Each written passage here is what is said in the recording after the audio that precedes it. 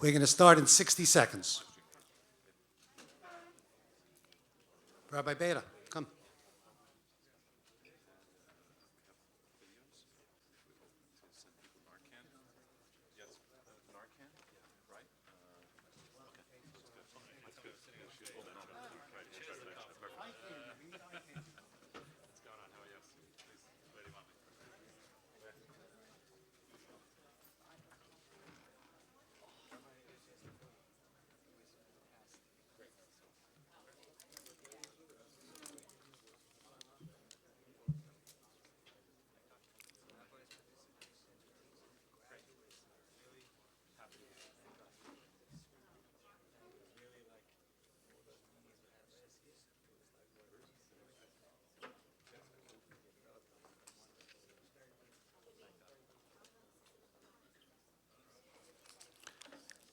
Whoever's sitting in the section beyond the cameras, if you want to just move up closer, if you're comfortable doing so, we'd love for you to do that.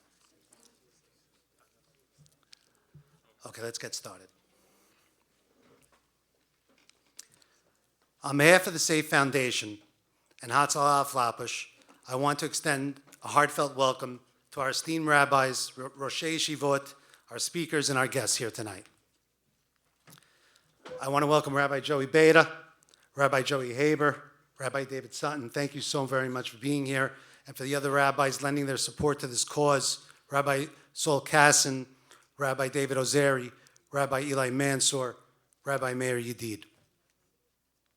I especially want to thank them for continually demonstrating true community leadership and lending their support to addressing this important and difficult issue, reinforcing just how critical the marriage is of seeking out both medical professional and spiritual guidance when in distress.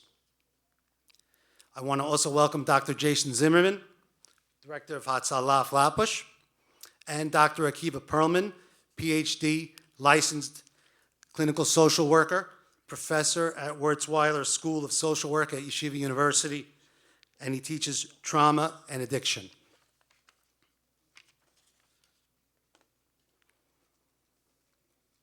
If chas v'shalom, someone in our community died in a car accident because they weren't wearing a seatbelt, everyone in this room would send a message to their families and loved ones warning, make sure you put on your seatbelt next time you get in the car. Even though most people instinctively, they get into a car, the first thing they do is they put on their seatbelt. But if chas v'shalom, someone experiences a fentanyl overdose, you may hear a few whispers, but most parents and loved ones don't make family meetings to issue a similar warning. One need only open a newspaper or watch a newscast to know there's a fentanyl crisis going on in America. In 2021, there are 107,000 deaths from drug overdoses, and over 2/3 of those were from fentanyl overdoses. That means over 72,000 deaths from fentanyl, 42,000 deaths. That's how many there were from car accidents in 2021. Sadly, as Hatzalah will attest, this is just not America's crisis. It is our community's crisis. Traditionally, when we think of people dying from drug overdoses, we think of heavy drug users, addicts, people who just push things too far beyond their body, that their body could handle. That's not the threat we're facing. Fentanyl deaths can be the unintended result of casual, even one-time ingestion of a fentanyl-laced pill or vape cartridge. At some point in their lives, someone in your family is going to encounter someone else offering them a pill or other illicit substance. Whether it's at a social get-together or a party, or a late-night study group trying to stay awake or focused for a big exam. Doesn't have to be at a rave. The problem is going to present itself. And it doesn't discriminate by how much money you have, how popular you are, how religious you are, whether you're shy or outgoing, or whether you're male or female. The first portion of tonight's program is about prevention and awareness. Towards that end, we're going to begin by screening a video which is admittedly difficult but absolutely necessary to watch. We will then hear from Safe, Hatzalah, and our rabbis. The second half of the program, we will introduce Dr. Perlman, who will speak about strategies on how to approach our loved ones about the problem and ultimately how to best be sure that when it's our loved ones faced with a choice, they know to say no. Please direct your attention to the screens. Unresponsive at this time. ETA about 2 minutes. Anything further?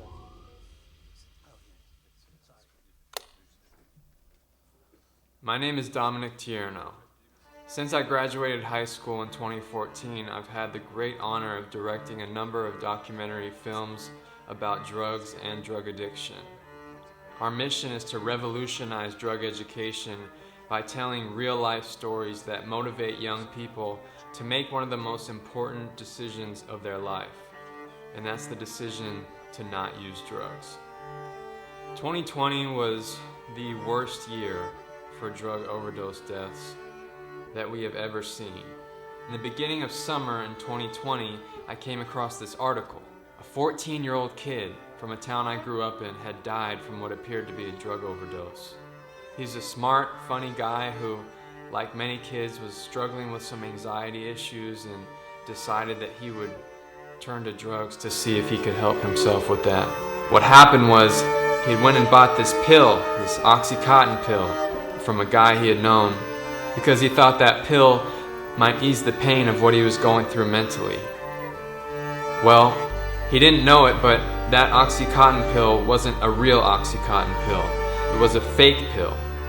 It looked just like the pill that he wanted to try, but instead of Oxycontin, it was made with fentanyl, a synthetic opioid known to be 50 to 100 times the strength of morphine.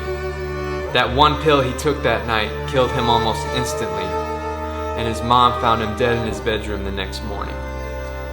Before I can even finish that article, I'm scrolling through and I see another linked article. Not far away, around the same time, another 14-year-old dead from fentanyl. So then I go back to Google and I type in fentanyl deaths. I hit search, and then it all made sense. I saw another kid, and I saw high school students, college students, young adults, all recent, all over the country, all dead from fentanyl. And so I'm looking at that and I'm saying, these aren't just normal overdose deaths. These people think they're taking one drug and turns out they're being killed.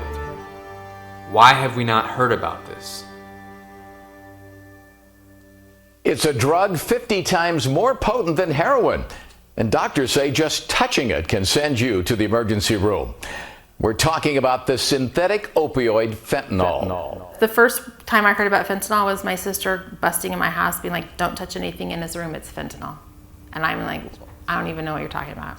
Like, I have no idea what's going on right now. So most people haven't heard of this because we haven't been talking about it. Back in 2013, when it first started showing up, only about 3% of drug users were dying from it. Now we're looking at over 50% of drug deaths being attributed to fentanyl. If Alexander could have got a lesson, I wish he knew about fentanyl. I wish he understood that fentanyl poisoning is real and that every time you try something, you're playing with your life. It is pill roulette every time you try it. As a mom of a kid that was just trying to experiment, that's where it is. As a mom of a kid that died just wanting to experiment, I wish I could just shake you and tell you and make it real for you. But I don't know how to do that. I won't be there when you're faced with these decisions. I know that if he knew the effects of his passing, it would crush him. Alex had no intentions of me knowing what it felt like to kiss his face for the last time. The images that I'm left with of that day replay in my mind on a regular basis. Please do not put your family through this. And please, please, please, I beg of you, learn about fentanyl now. Don't wait until your best friend has died, or a brother or your sister. Learn about it now so you can help your friends. You can tell them, you can warn them. You can be a very important part of saving lives. This would be how much cocaine somebody would have to ingest to kill them. This is the approximate number of prescription pills one would have to ingest to kill them.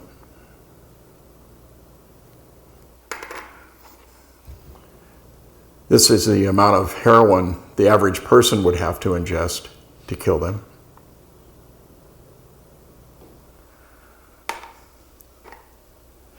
Fentanyl. You're gonna have to bring that camera up here real close to see it. This much fentanyl would kill you and I if we split it.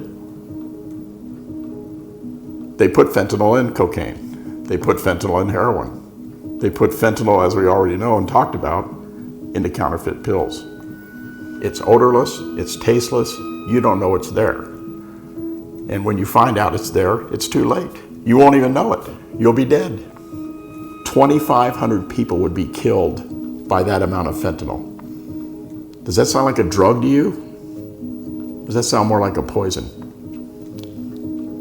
I was a police officer for 31 years, and during my time in narcotics, I'd never heard of fentanyl. In homicide, I saw many, many tragic things. I saw people that were killed by shootings, stabbings, beatings. Nothing that I saw at that particular time would have ever prepared me to see Jessica. I was at work. I got a telephone call from my wife, Cherie. She was frantic, uncontrollable, screaming into the phone about Jessica. And I knew something had happened. Jessica lived with her boyfriend, Nicholas, and a stupid decision in which they ordered and had some cocaine delivered to them, to their house, resulted in them ingesting it. And my daughter, at that particular time, became forever 29 years of age. Jessica didn't want to die. She has a beautiful daughter, Alara, who is now with Cherie and I, and we are raising. And she had everything to live for. Jessica knew about fentanyl, but from talking about this issue after she died with her friends, I discovered that Jessica had a friend that had even died a couple of weeks prior to her death, and Jessica had spoken to her friends about being afraid. Well, if you knew about it, why would you even risk it, sweetheart? You knew it. Why did you make that bad decision? Who knows?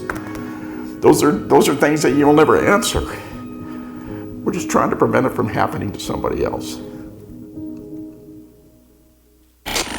4 years ago, DEA in Arizona seized 0 fentanyl. This last year, we seized enough fentanyl to kill 70 million people. You're playing Russian roulette out there when you're taking these pills and you're buying this stuff off the street. What you have to be careful about is what you're asking for and what you get can be two different things. And if you're buying this stuff from somebody online, their bottom line is they're just looking to make a quick buck. They don't have your best interest in mind. They'll tell you whatever you want to hear. Unless you're getting these drugs from your doctor or a licensed pharmacy in a bottle that has your name on it, you may as well assume these drugs are fake. You're not getting the real thing. Fentanyl's literally taken over the drug market. It's in everything. It's in meth, it's in cocaine. Obviously the counterfeit pills that are out there, we're starting to see it showing up now in marijuana. The people who make this stuff, who are putting the fentanyl in everything, they have one goal, to get you hooked. Fentanyl is highly, highly addictive. They're gonna trick you into thinking you're getting something you're not, to take you down that rabbit hole, to get you hooked on fentanyl and have you become an addict. Because to them, you're a customer and you'll be a returning customer at that point. One of those times, you're gonna get enough fentanyl to kill you. Alex was in her bedroom at night, getting ready for bed, she went on social media in search of oxycodone. It wasn't hard for her to find a drug dealer, and she had what she thought was oxycodone delivered to our house. One pill had enough fentanyl to kill 5 people. My daughter took half of this pill and died instantly. In an instant, my life was changed forever. My last memory of my daughter is of her being wheeled out on a gurney. I saw my daughter brought into this world, and I saw her leave this world.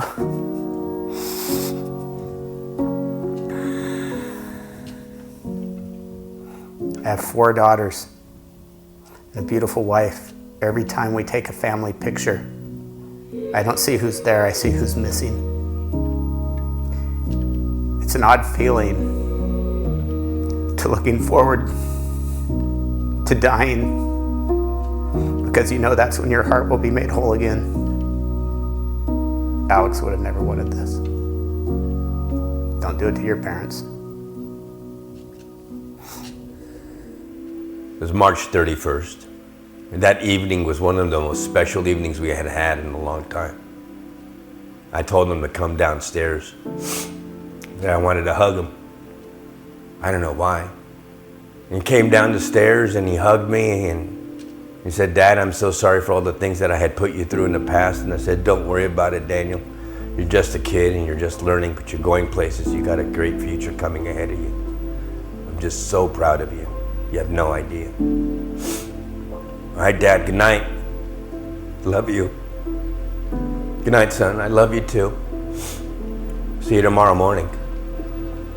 Next day, about 8 o'clock in the morning, when I walked into his room, he was in a lying position facing up against a headboard with his hands over his chest. And I saw his eyes. He had a little blue on top of his lips. I screamed at the very top of my lungs, "Daniel! Daniel! Daniel!"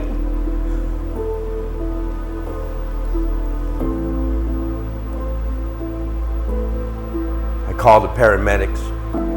They carried him down the stairs and put him on the first floor and started doing chest compressions.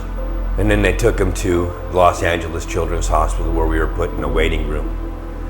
And later on that evening, a team of doctors came in. And they said, "Your boy is just a shell of a boy that he was before. He's not coming back." My only child.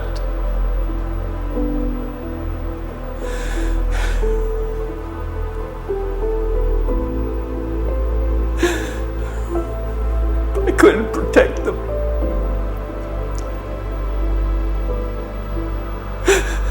I couldn't save his life. I couldn't save my son, Daniel. My son is gone. It wasn't supposed to be this way. He was supposed to graduate from high school this year. If you love yourself, if you respect yourself, if you love life, you have a choice. Because it is between life or death. This is no joke. You can and will die. How do I know this? I can tell you that I've met thousands upon thousands upon thousands of parents nationwide. I wish somebody had sat me down and had this talk with me about what fentanyl does to people. I didn't get that chance. You do.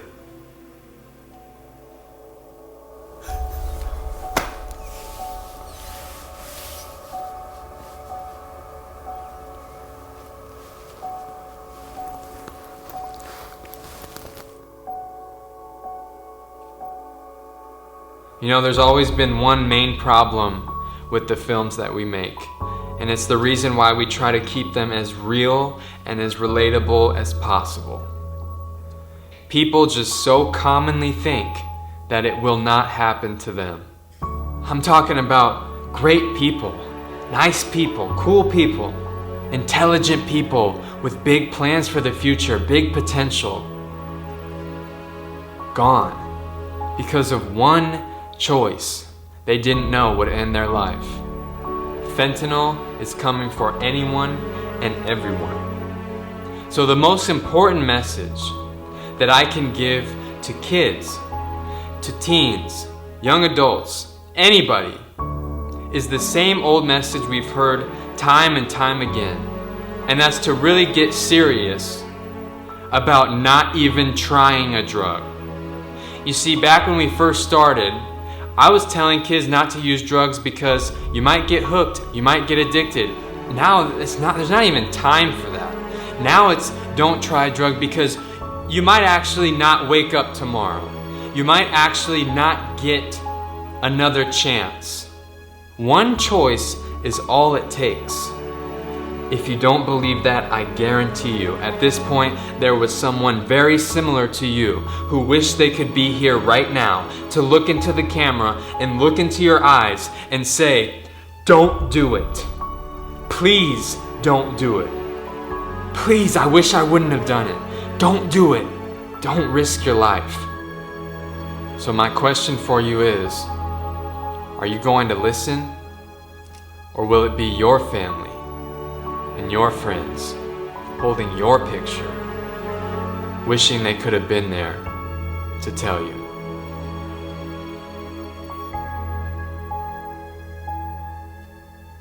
This is my son, Alexander. He died at 14 years old from fentanyl poisoning. This is our daughter, Jessica. She was 29 years old when she was killed by fentanyl. This is my daughter, Alex. She was murdered at 20 years old by a drug dealer who sold her a counterfeit pill made of fentanyl.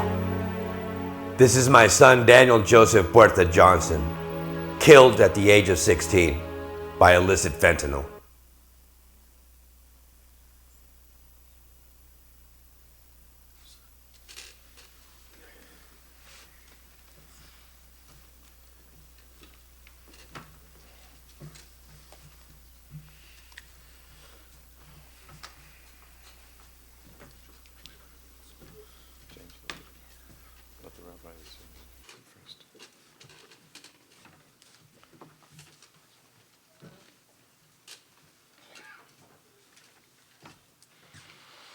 I know that was a very difficult video for everyone to watch. I've seen it 3 or 4 times and it never gets easier. While we just watched the heart-wrenching story of 4 strangers struggling with losing their loved ones to accidental fentanyl overdoses, I can tell you firsthand that drug overdoses and deaths are no stranger to our community. Drug use is not someone else's issue, it's our issue. And unless we take a proactive measure, we will be dealing with another tragedy. What makes this video especially difficult for me to watch is that sadly, I've dealt with families that you and I and everyone in this room knows well, that have gone through similar circumstances and experiences as the people in this video. Good kids, good families, with good parents and good backgrounds. We want to do everything in our power to make sure no one else needs to go through this again. Shimshi?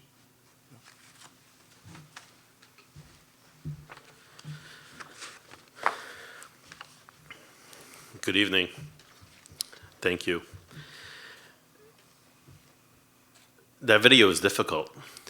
And I'm going to change my speech so a little bit out of order. You saw testimony from 4 families that had fatal overdoses. I will tell you that Hatzalah administered Narcan 4 times in the last 10 days. in New York City. Think about that. 4 people who have 4 families that don't have to be on a video. Now back to the speech.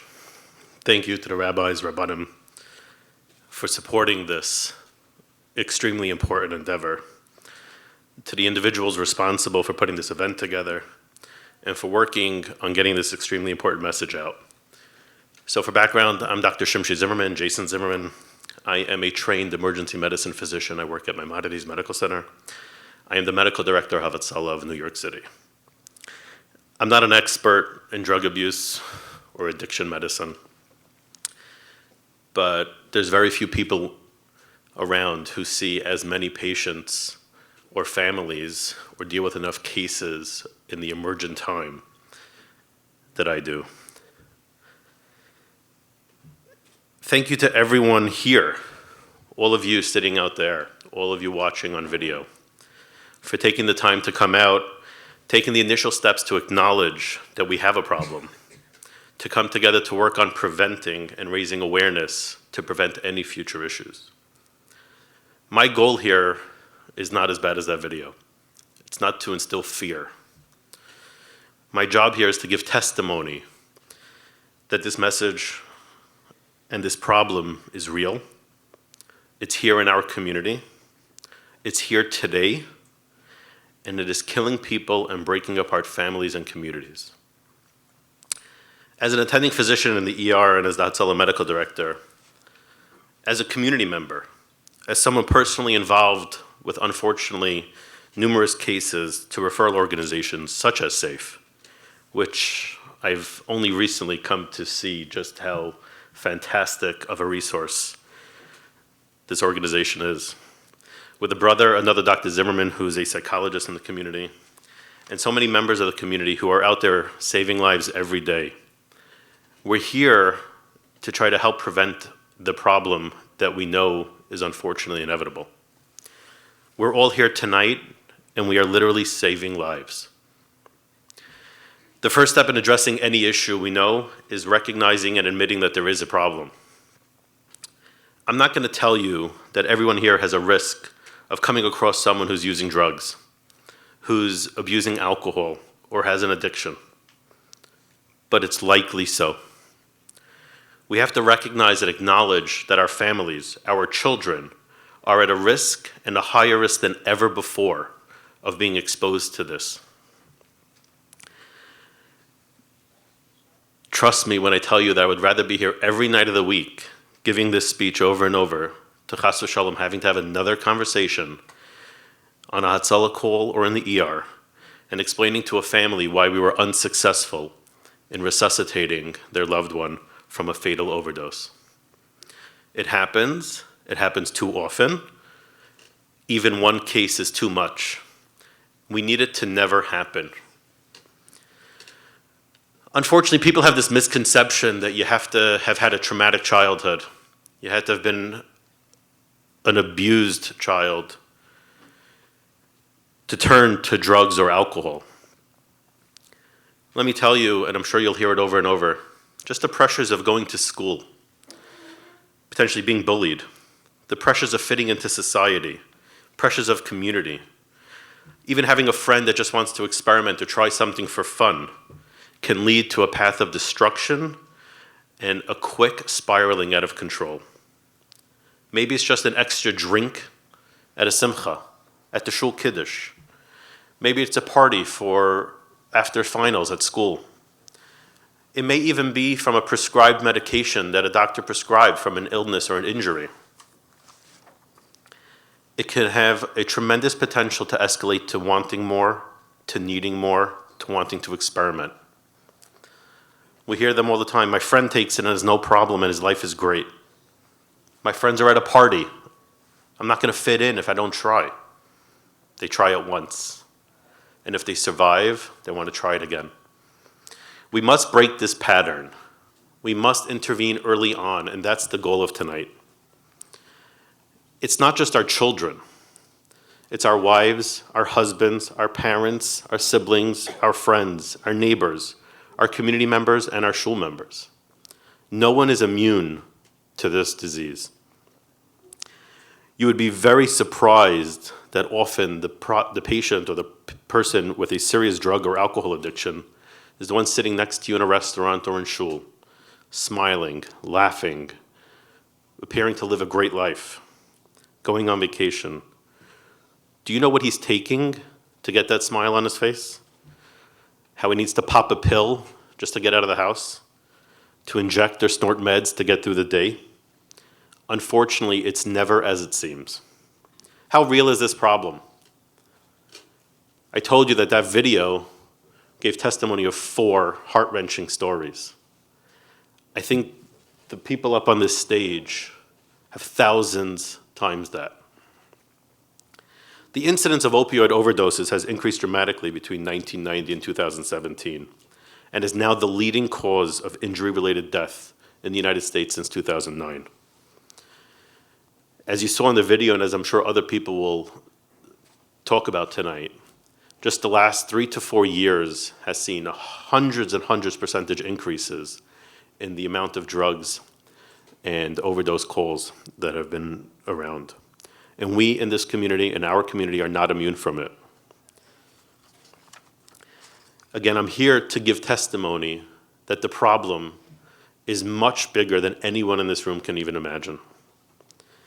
I'm not going to tell you that people are dying every day in our community from it, but it's definitely a daily problem, daily calls, and all too often these calls are critical due to drug overdoses. Our EMTs and our paramedics giving intranasal or IV naloxone, Narcan, to reverse opioid overdoses from Percocets, oxycodones, OxyContins, morphines, and of course fentanyl. Transporting patients unresponsive from alcohol poisoning, Xanax overdoses, to dealing every day with just side effects and bad reactions to ingestions of stimulants, even marijuana or effects of CBD and gummies, some of which are now legal and actively sold.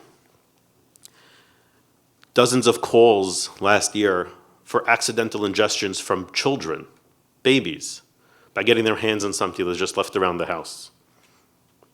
I promise you we would rather have 0 Hatzalah calls and be very bored and not drive lights and sirens than to have to deal with any one of these calls. Just yesterday, and this is not just for tonight, this is a real story, I worked in the ER yesterday for 12 hours. And I took over caring for a young female that had already been in the ER for 18 hours. And she was still not medically stable or safe because the drugs that she had taken, instead of an oxycodone, were actually a mix of fentanyl and something called xylazine, which is an animal tranquilizer. She had received 6 doses of Narcan so she can continue breathing. However, Narcan does not reverse xylazine, and she remained sedated for over 24 hours up until today, where she was finally determined to be safe.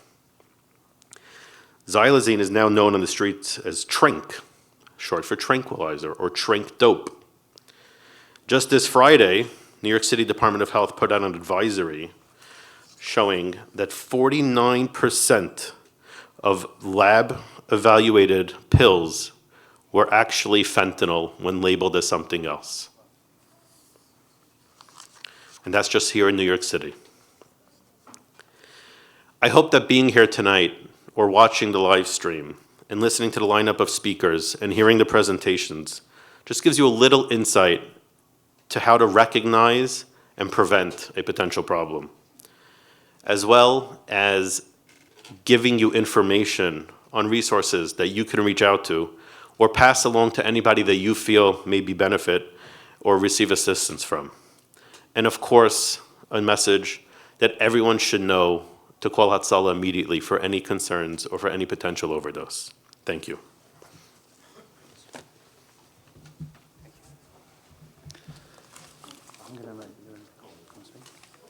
I'm going to invite Rabbi Yedid to come say a couple of words. Thank you. Thank you, Jimmy. It's very hard to speak after that. But I guess the first thing to say is to thank Hatzalah for all that they do. Nobody wants to be in the hands of Hatzalah, but we know that we feel safer with you around. So thank you and all the people that are there, day and night, 7 days a week. And of course, special thanks to Ike, Spike, to Jimmy. Safe is another type of Hatzalah, but I think there's one big difference between Hatzalah and Safe. And that is when people are in a Hatzalah call, they deal with somebody who wants to be treated. But Safe, I think, struggles with getting people to want to be treated. That's how sick people are, that they don't even know they need to be treated. The people on the stage could say a lot more than I can. I guess my job here tonight is just to recognize their great work and to appreciate what they do and hope that nobody ever has to use them. And I think that's why we're here, because they really want to go out of business. You know, this battle, this challenge is actually not a new one. It was the first challenge of creation, very clearly spelled out. When the first man was created, Hashem told him, don't eat from that fruit, because when you eat from that fruit, you will die. And most people don't know this, but the first man was not created in Gan Eden. He was not in the garden of pleasure. The Torah reports he was standing outside the garden of pleasure. But to get into the garden of pleasure, he needed to do one thing. He needed boundaries not to eat from that fruit. We speak about people dying, but there are so many people dying that are not dead. There are so many people that are suffering, that are still alive. The people vaping, the people drinking, the drugs, all different types of things going on. You don't have to die. Adam didn't die when he ate from the fruit, but he brought death into the world and he brought pain into the world. They're all different types of death that a person can experience. And that's our challenge today. Our challenge today is to decide how we make sure that we are going to live, that our children are going to live. They're going to live the highest possible life of pleasure. But that could only happen when we have boundaries. Without boundaries, there's no Gan Eden. Without boundaries, there's no garden of pleasure in life. And the world we live in doesn't like boundaries. It's a world where everything goes. Every speech goes. Every person counts. Doesn't matter who you are. The old is gone. The new is great. There are no boundaries to what you could say or do. And that's the world that we have inherited and the world that we're expected to succeed in. And that's why we're here tonight. And I think more than anything, what these people want from us is to make sure that we make a better environment for ourselves and our children, to make sure they understand that we live with boundaries. We may have different kinds of boundaries, but we also have boundaries. There are things that we will not do. My father won't do that. My mother will never say that. You know, I heard once a great man that said that in life you're not measured by what you do, but you're measured by the things you would never do. There are things that I would never do. If I did it even once, that defines me. Imagine, as an example, I would get up here and start cursing. You probably will walk out. But then I would say, guys, you know, I haven't cursed in 30 years. It was just once. I don't usually curse. Just came out of my mouth. I bet you'd be very disappointed. Because I'm not supposed to talk like that. A person's not defined by what they do. They're defined by what they would never do. I would never cross that line. That defines me. I never do that. And I think if that's the case, we all have to make sure that in this world where there are no boundaries, that we all have our boundaries. And when people see us, especially our children, especially our students, they too will understand there is no Gan Eden without boundaries. So again, thank you. Thank you for having us tonight. I know Joe told me there are thousands of people listening here. I know we're going to be helping a lot of people. People that will never come to your office, that will never come onto an ambulance, Hatzalah. Those are the people that we're trying to help tonight. Thank you very much. Thank you. I'm like the seat filler at the Oscars. It moves around to each celebrity goes up. Rabbi Haber.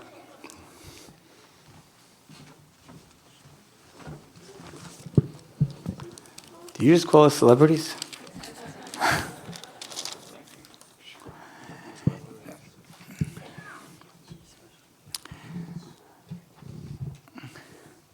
I'm going to shoot the rabbis that are here.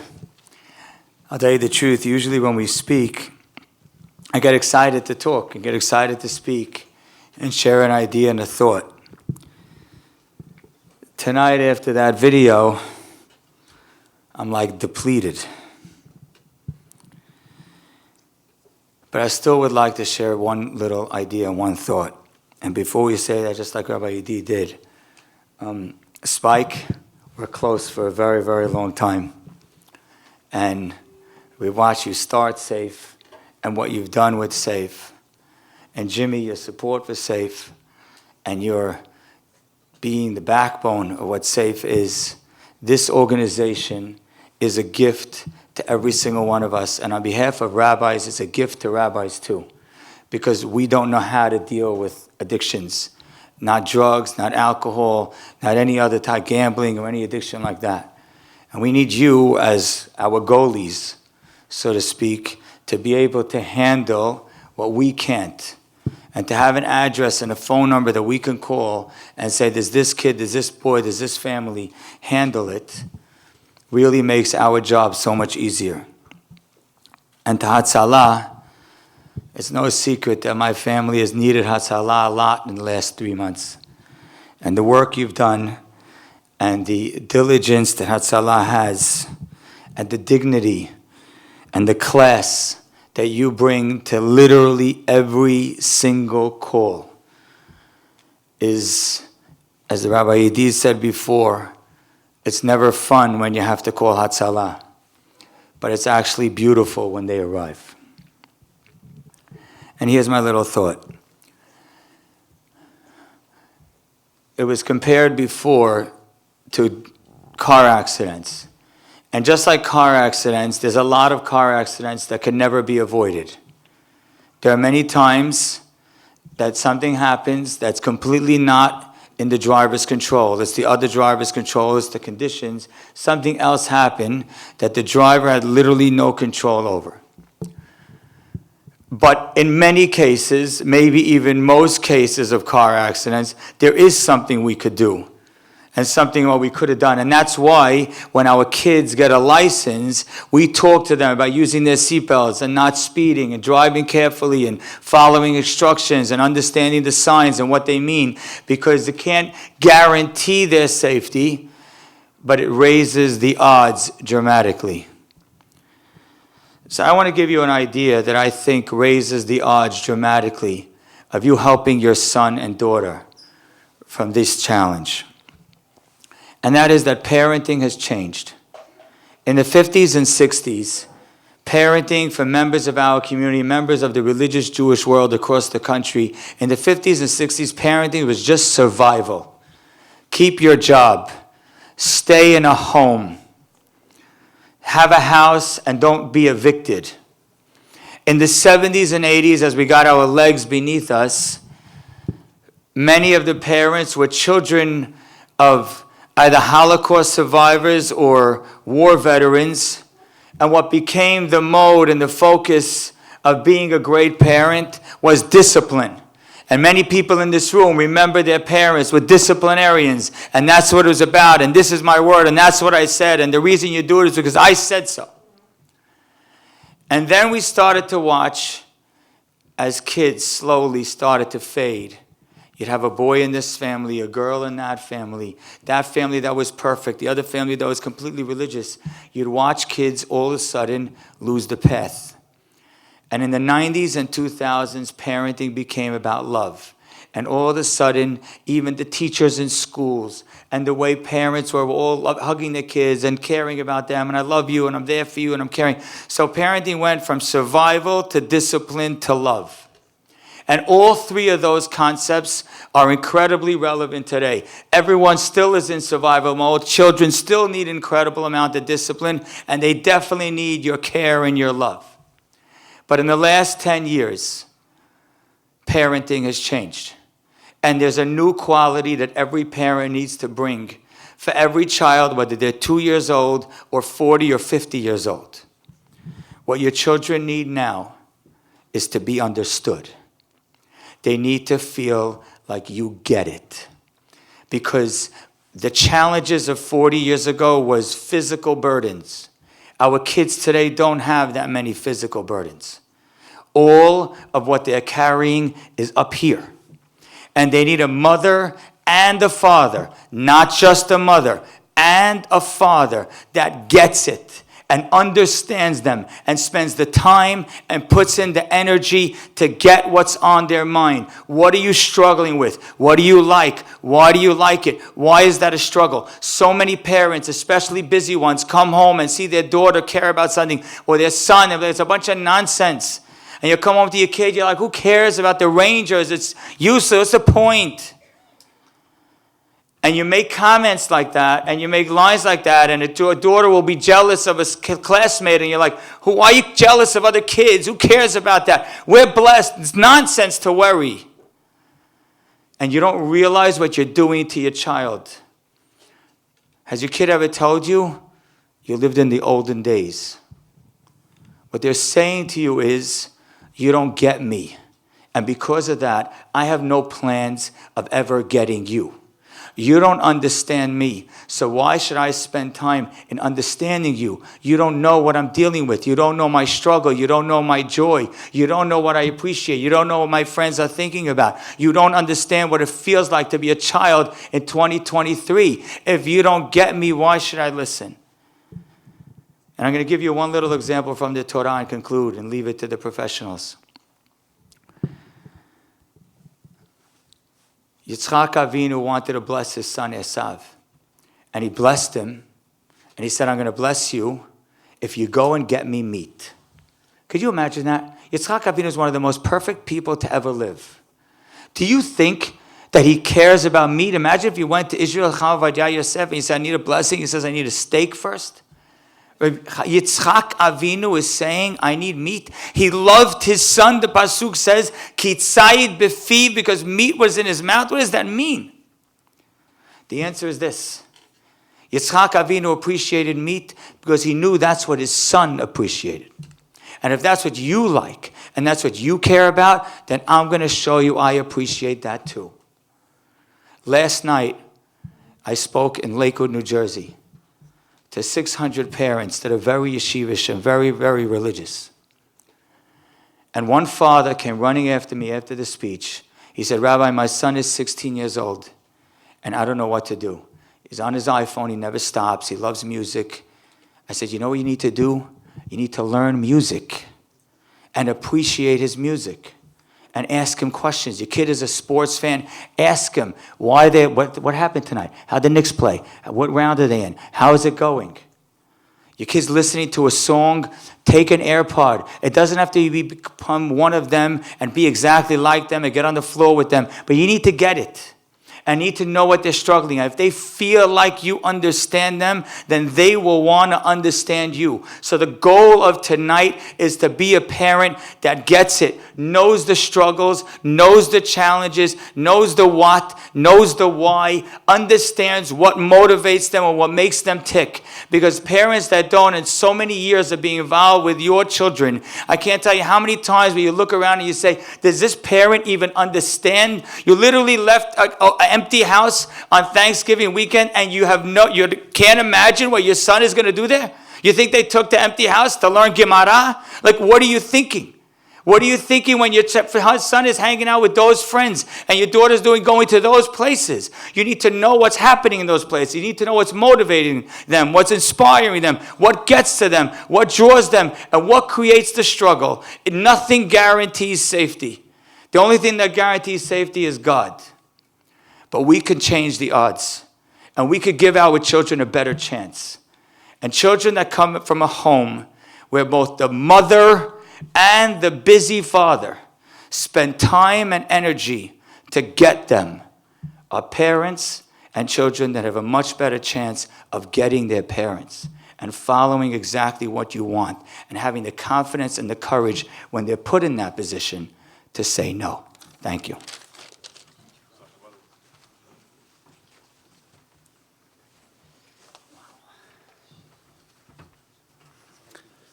Okay, we're going to move into question and answer for Dr. Perlman. What? Oh, I'm sorry. I'm wrong, actually. I'm going to introduce Dr. Akiva Perlman to address. And then we're going to go into question and answer.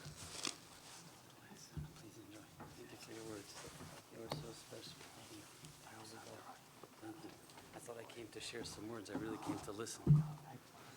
Thank you. Wow. I thought I came to share some ideas, but clearly my soul was craving hearing some more meaningful ideas. And that's where God placed me, an opportunity to learn, to observe for some great people. Wow. The one thing I know, when I saw that video, I made sure, I watched a few minutes of it, I got the general gist of what it would be. And I said, I want to watch it with everybody, so I didn't see the whole thing by myself.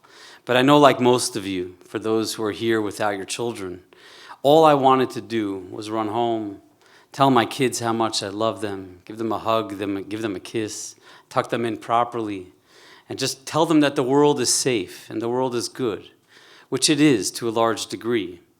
And so deeply appreciate what the rabbi just said, that there's no way to ensure safety. There isn't. Just the other day, at an early morning, and literally the car right in front of me, it was literally 4 o'clock in the morning. A car in front of me is driving down the road, and some drunk driver is coming in the other direction. And thank God this man survived. Unfortunately, the drunk driver did not. And that's just a guy driving on his way to work, his way to shul, whatever it was. And those are things that we cannot control. But we do have a lot more control. And I think it's really important for us to walk out of a moment like this feeling empowered as parents, not disempowered.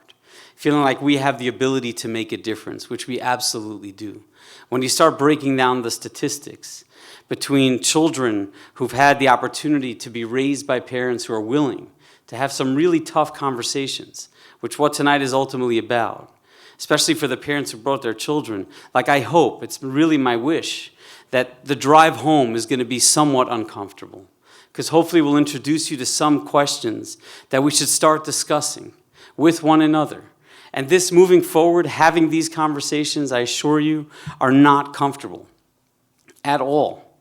But they're necessary. They're necessary to have because we know this statistically, that if we do have these conversations, and if a child does live with the belief that I could turn to a parent and ask them some challenging questions, questions that the child themselves know my parents do not want to answer. They don't want to hear these questions from me. If children have that belief that I can ask the question, they're much more likely to remain in a safe state. And if children do not, then they're like literally, it's a blade of grass in the wind. We're not quite sure what their fate is going to be. Almost always when you speak to people who've battled their way through some really challenging years in their lives, you ask them repeatedly, was there someone there discussing your inner world with you, like the rabbi just said, your struggles with you? Almost always the answer is going to be not at all. They weren't there. I was alone. And that tells us something about that story. Simply empowering ourselves to have some really difficult conversations, which is ultimately what we're going to turn to, becomes the focus. Fear causes us to freeze.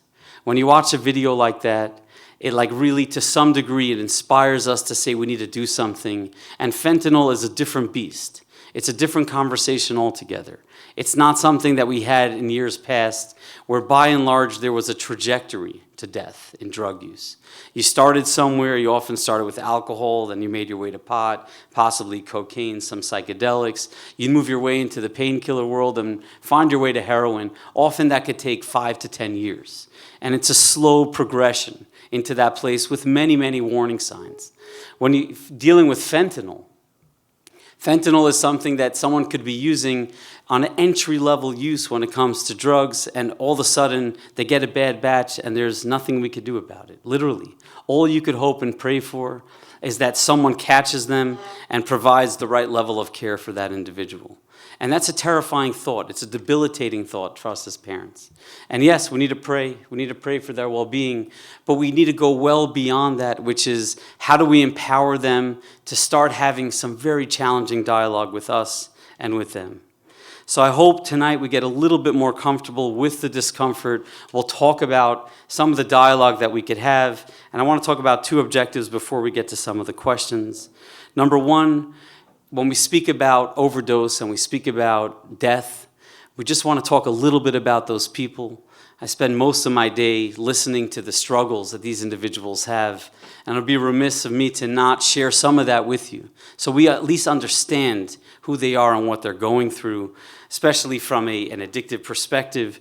But then first and foremost, we want to talk about what these conversations could and should ultimately look like. Fentanyl is a real threat, and it's a different threat than what we're accustomed to. But I want to start with a funeral that I was at a dear friend of mine a few years ago. I got that call that fateful morning, and it was someone that struggled for many years. He was someone that I went to high school with. He would sit right to my right in most classes, some of them right behind me. We'd share notes and make funny comics to one another. He's got some great stories we could talk about. But then there he was, I got that call, and it was a graveside funeral, which, like was said before, many of the events, many of the losses within our community are often not discussed as losses the way they actually present themselves. We call them other things because there's so much shame. And it's far from me to look at any parent and say you should be more honest and more open about what happened to you. The shame that someone carries is profound. And for them to retain their dignity, I understand. But just know it's happening. On any given day, on average, around 200 people in this country are dying as a direct result of fentanyl. Forget about any other drug.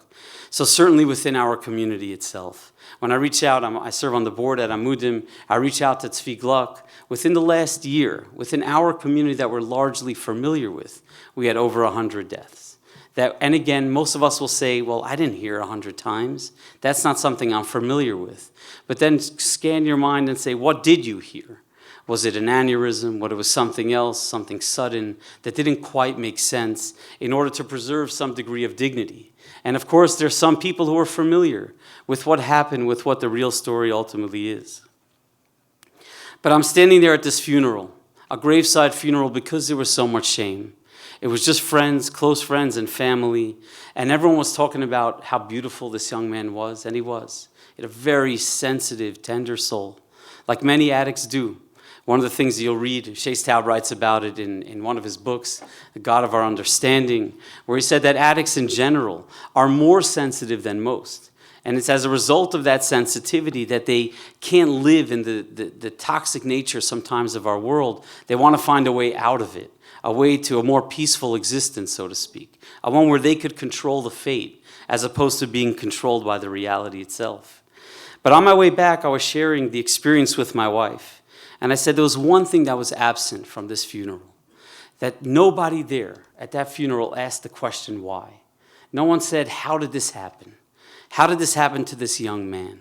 And the reason being that everybody there was witness to his life. Everyone there saw him struggle academically. Everyone there saw him struggle socially. And like Dr. Zimmerman said before, it doesn't have to be this profound trauma that a person lives with, but just the everyday life with a sensitive soul. It hits a person a little bit differently.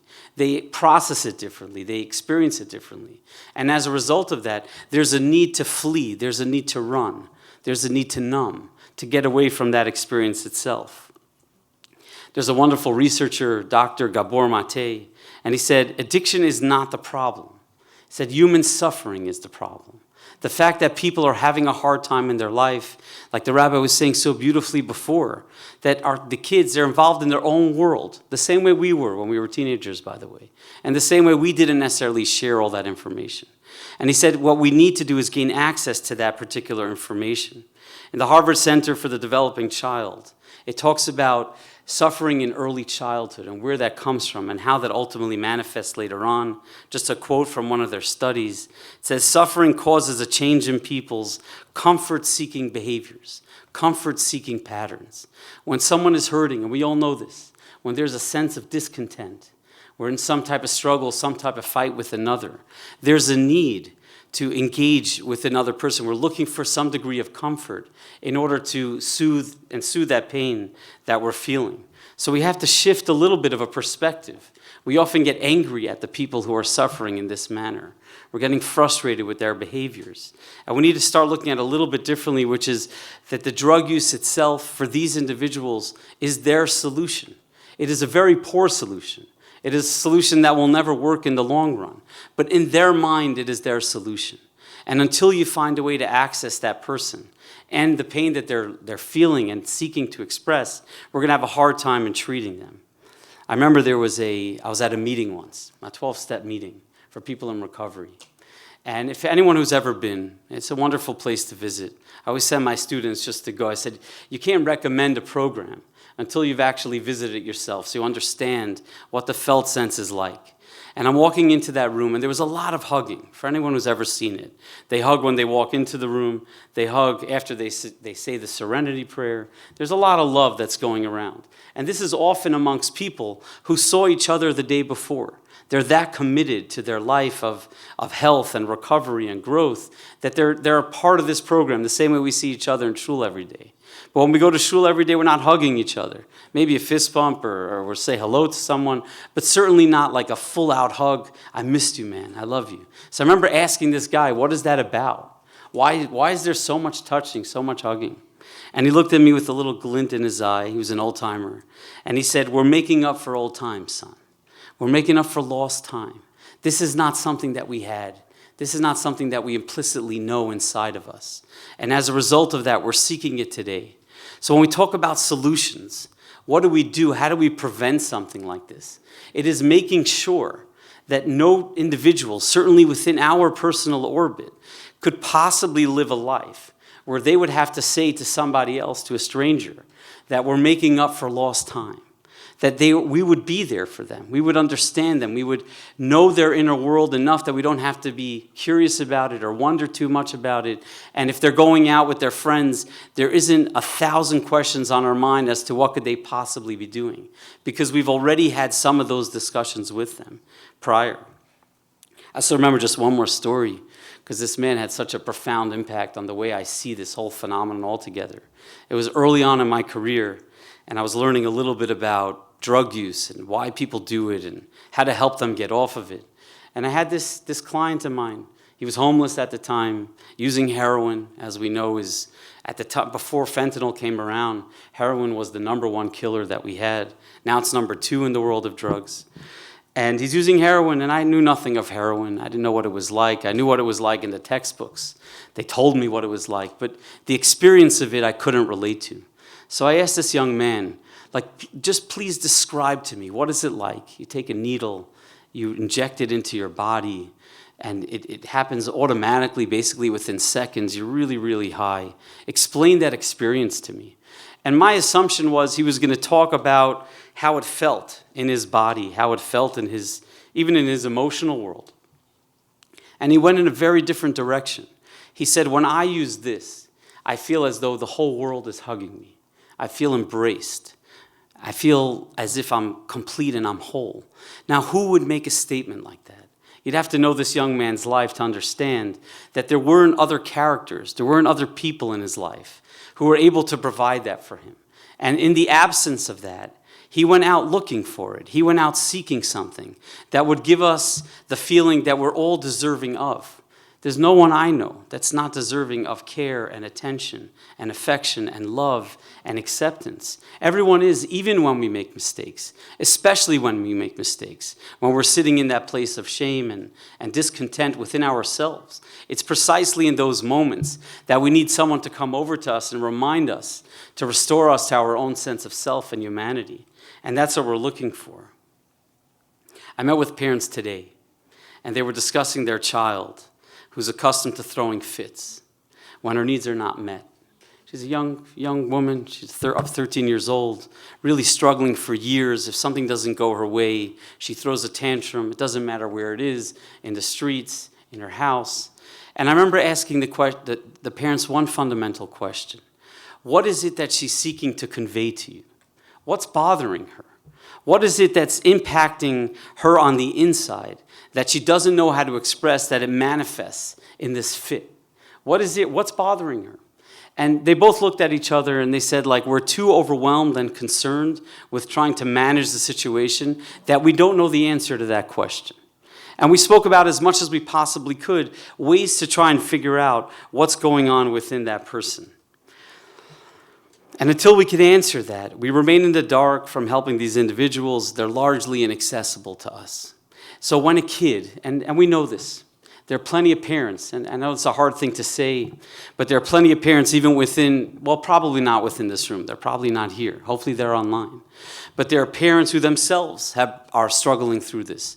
They're not really quite sure. I asked some people before I got here. Obviously, I know the community well enough, but I still wanted to get the numbers from the people in the community. What's the percentage of even parents who themselves are dabbling in this type of way? Which, again, let's just acknowledge makes it really complicated to have a meaningful dialogue with your child when you yourself are kind of tormented. It's called cognitive dissonance. It becomes really hard for you to tell your child, we don't do certain things. When your child is not around and not looking, you yourself are engaging somewhat. It's something that makes it really, really challenging for a person. So people ask, what are the signs?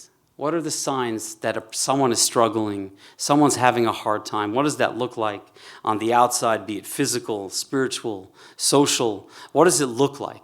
Now, the truth is, for every substance, there's a different sign.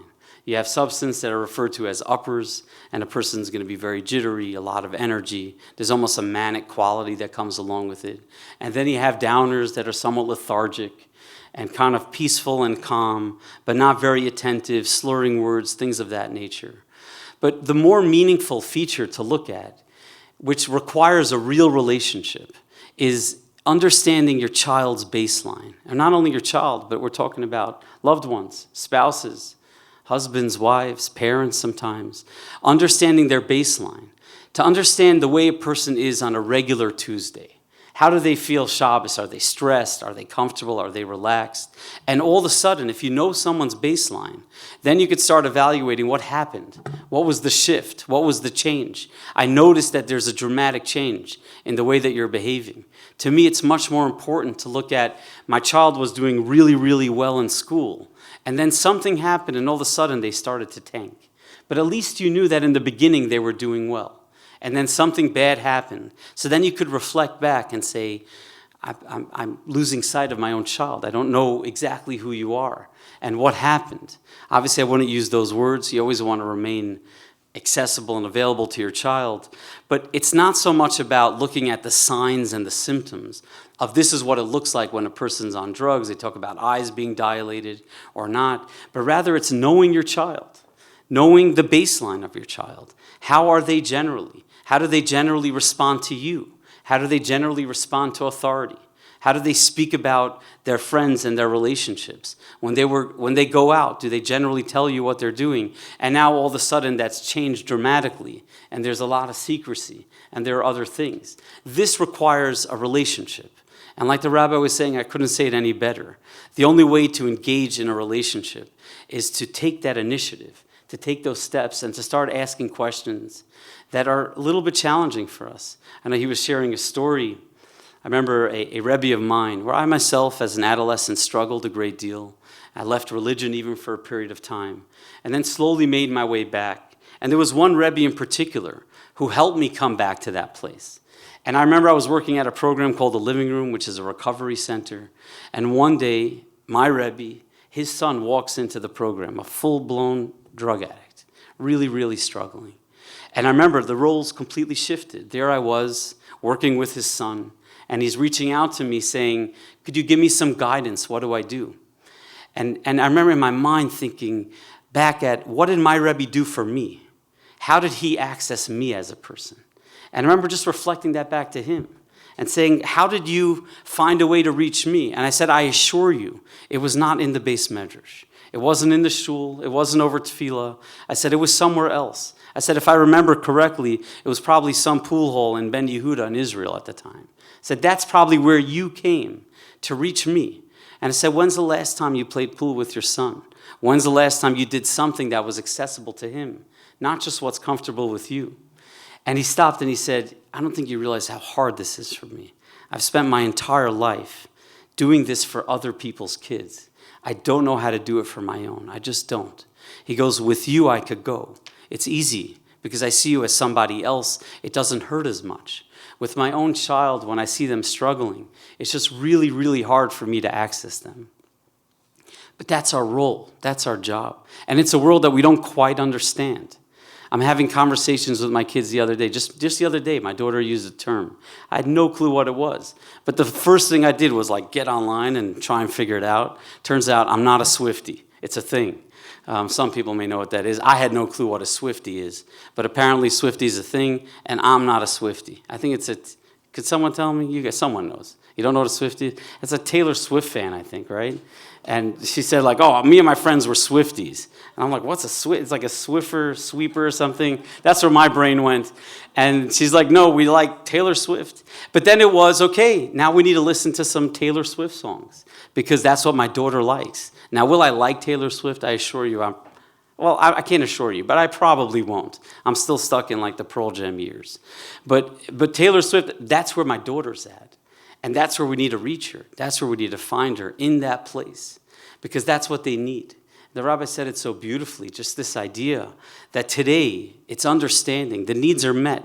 Today it's really, really hard. It used to be pretty simple to tell the kids who had and the kids who didn't have in the classroom. There were the kids who were dressed a lot better than others. And it was clear you could differentiate. But today we can't differentiate. The needs are met. Kids are doing well, thank God. We're an affluent community. We've done well for ourselves. So then we need to start thinking about, well, what then are the needs? It's the needs of being seen, the needs, the ability to express oneself, the need to be known, the need to have somebody there who understands you. And now most of the people that are understanding our children are their friends, much more so than us. And that means going to them and engaging on that level. And as a result of that, we could access them. So just share a few thoughts. Number one, we really want to model good behavior. That needs to be when we are making active, positive choices for ourselves, even as adults. There was friends asking us to go somewhere, and this happens even with adults, that it's not for us. Share that story with your kid. Let them know that there's a sense of pride in making a good decision, that that's what we do as a family. It's what we believe in. Now, could you inoculate your child to make sure that they're only going to make good choices? Absolutely not. And is it even necessary for kids to make poor choices? 100% it is, because they'll discover something in that process too. They'll discover a part of themselves in that process. The goal is not perfection. The goal is that they're on a path where they know that there's someone there that could help guide them in the process. Having a child, not having someone that's there for them, that they could talk to is criminal at this point. And the closest people to them are us, and we need to find a way to gain access to that. There's a concept called delayed gratification. Delayed gratification, if you look at the research, is there's something that I would like, there's something that I want to do, but instead of getting it immediately, I'm going to wait a little bit. and I'm going to prepare for it. I'm going to look forward to it. There's something today, we're not living in a world where there's a great deal of delayed gratification. Everything is immediate, even when it comes to food, which is wonderful. We're all just appreciating that reality. Just get on your phone and it's there 20 minutes later. It's a wonderful world that we live in with all the luxuries that we have.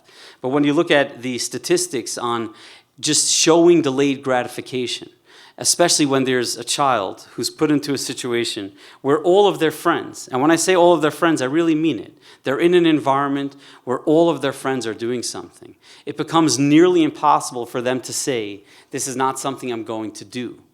I'm going to join the crowd, because that's generally what we do. But if we show them somehow, through our own experience, that we ourselves could delay that reality, that we could hold off on even on the things that we would like, not because we're showing them that we could suffer, but we're showing them that if there's something we enjoy, we work towards anticipating, appreciating it. It gives them the power to say, I could hold off a little bit. It'll give me a moment to think about this, to contemplate this decision. And often it's in the moment, which leads to another idea that I know there's a lot of questions and thoughts about. Could I introduce these ideas? If I introduce a topic to my kids, I might be harming my child. I'm sharing something with them that they don't already know. Now, there are certain psychological ideas that it's not beneficial for you to introduce it to a child. But I'll share those ideas. That's talking about suicide in a very particular way. It's discussing cutting. It's discussing eating disorders, if you know that they're dealing with that at the time.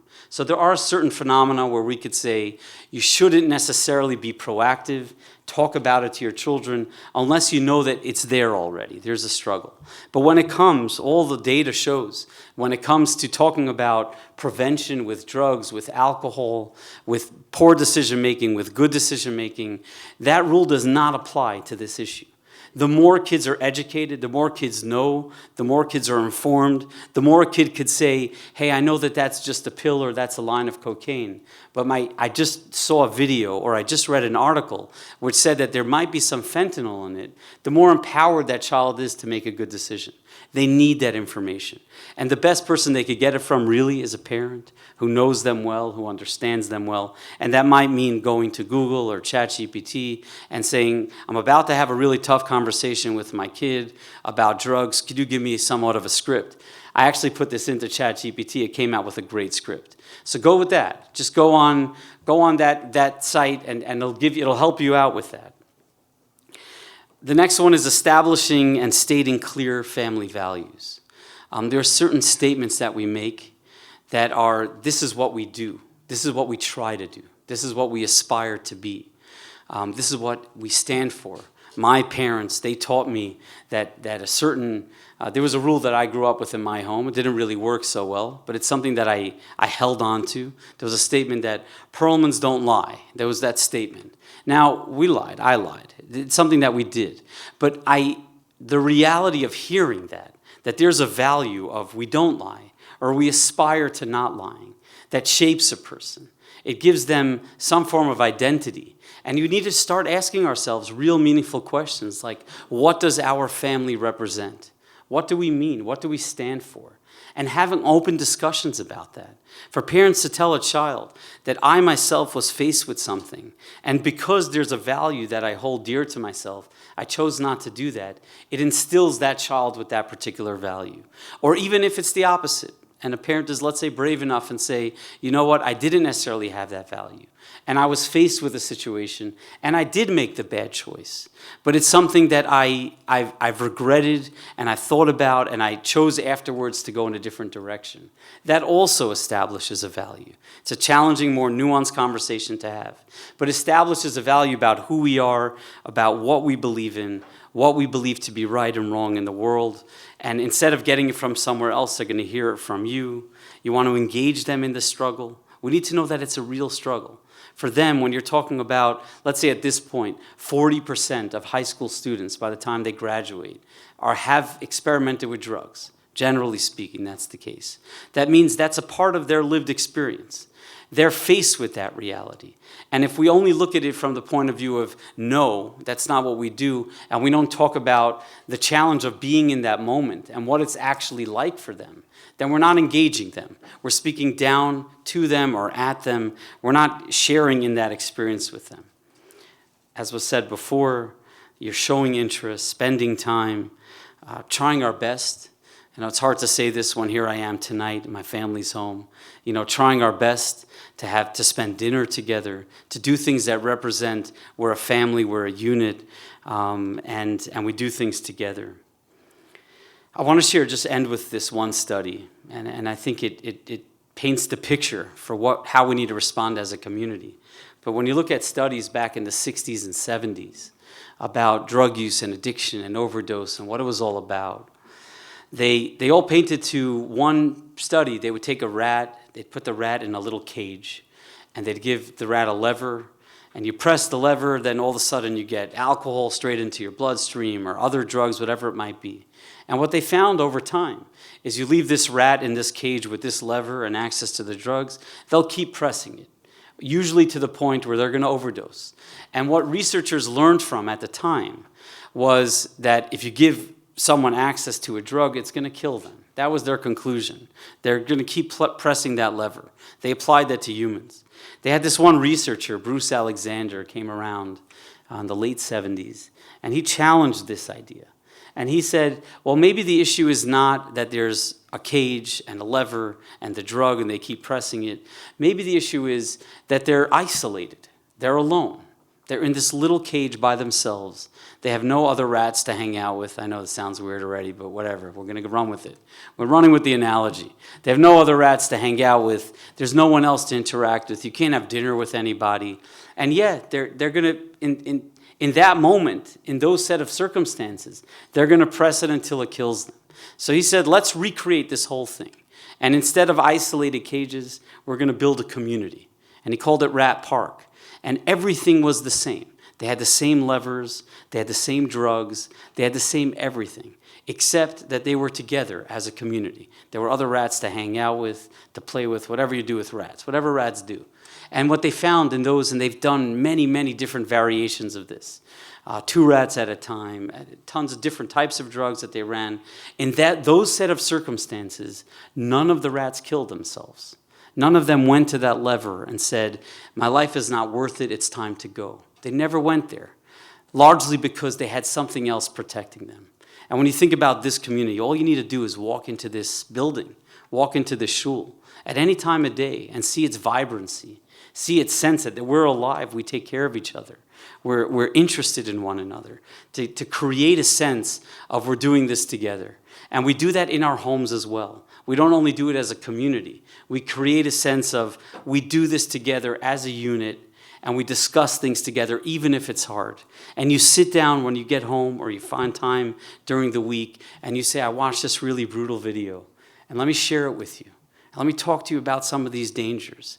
And now I want to hear from you. What's it been like for you? What has come your way? And it may be hard for you to answer it at this moment, but I want you to know I'm interested. I care in hearing. I'm interested in hearing your side of the story, so I could be there with you. It's not my intent to completely save you. It's my intent to be a companion, someone who's there with you on that journey. So if you have a question or a thought or a concern, you have someone loving that will look you right back in the face and say, I may not be able to answer that question, but I'm going to do my research and I'm going to figure it out and I'll call the right people and I'll get that answer for you, just so that you don't have to be on your own. And that's the greatest inoculation we have. We can't protect people in every regard. It's not possible. There's some crazy things out there, and fentanyl is one of those crazy things, literally killing 200 people a day. It's crazy, with no anticipation, no lead up, no nothing. It is just something that by mistake someone gets, and it's the end of their life. And what they didn't say in that video is that almost all of those scenes where they find those people dead, there's no note, there's no anticipation. Almost always there's a phone that's right next to them. They were in the middle of a conversation with someone, and they're just gone. And that's something that we can't fully protect. That's a reality. But if we empower our kids, empower ourselves to engage in that meaningful dialogue with them, we give them the tools to begin to fight back. And fighting back is developing a voice, developing a stance, developing an approach, developing a belief system, and that gives you the opportunity to live well. And ultimately what we're saying in the best way possible is let's find a way. We already love our children. That's not being questioned whatsoever. We love a little bit more by challenging ourselves to go a little bit deeper when it comes to very, very difficult content. And I just wish us all a quick blessing that we find that strength and we find the love and care in our homes to give over to our children and create our own little version of our own little, well, I don't want to call it a rap park, our family, just our own family that is connected and together and embracing one another and on a journey in a meaningful manner. I know we have some questions, so we're going to get to that. Given the late hour, I'm not going to formalize the question and answer period, so that if anybody has a question in particular that they'd like to have answered, they can come up to the stage and ask Dr. Perlman directly, or email it to the SAFE, and we'll make sure it gets answered. I just want to thank everybody that came out tonight, that helped with putting this night together. Lorraine Shahabar, Joseph Cabasso, Diane Michon, Liata Han, everybody at SAFE, the Rabbinate for having our back, for being the wind behind our sails, and just really being a very willing partner in this endeavor in hopefully getting the word out and saving lives, making sure that our kids, our loved ones, our family members are not partaking callously, casually in a drug that can kill them. Anyway, thank you, everybody.